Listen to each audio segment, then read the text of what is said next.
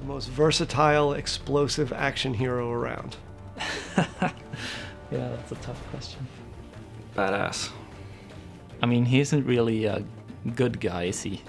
We are focusing a little bit more on Рико this time around to show him his personality that's sort of been hidden in the first two games. Рико is really a guy who can be super evil and a not very pleasant person, and he can be a really nice guy, but that's all up to the player. I want to say he's a badass, angry, crazy, anti-hero-ish sort of, but he wants to do the right thing, but he has crazy ways of doing it. And so for us in this project specifically, Рико is the savior coming back to retake his home. We took Рико from where he was, and we wanted to do a progression of the story. What would Рико do that would be after what happened at Panau? And so we kind of brought him home. In the first game, he was more of a mumbling idiot, and we did that deliberately, actually. We did want to tone down his persona and let the world be the character, and that's sort of been the character of the Just Cause games until now. He's gotten older. He's, got his scars from all his years in Panau and San Espirito, and we wanted to give him that background. What would it be like if you were a person who had set off a nuke twice? Seems a pretty intense thing for a single person to have done, freeing a nation from a dictator. That's our core development within Рико, is to give him that real grounding. We looked at Рико, obviously we did all the graphic stuff that we wanted to do. We improved the amount of triangles that we use for him, the number of poly counts, and updated everything from his hair to his beard to his outfit, and all the little things that we can animate on him. We probably have over 2,500 animations now for a single character, but he's a complex character. He can do anything, anytime, and we wanted to ensure that responsiveness was still a part of that. I pull the trigger, I'm always shooting, no matter what state I'm in. What it means is you get this perfectly fluid experience through the world. We definitely wanted to bring a sense of groundedness and physicality to Рико.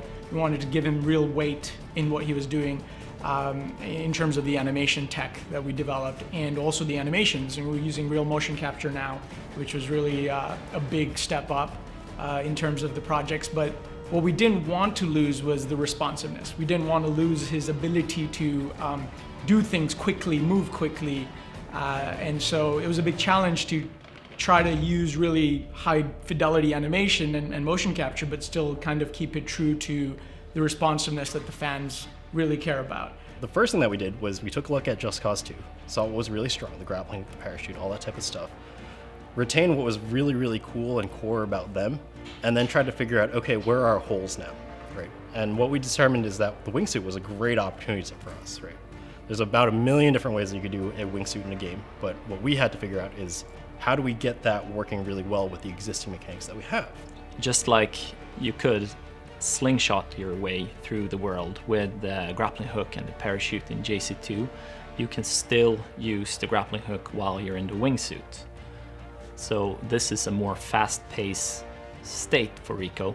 You can use your grapple to grapple anything in the world, change your direction, go underneath tunnels, between buses, pretty much anything.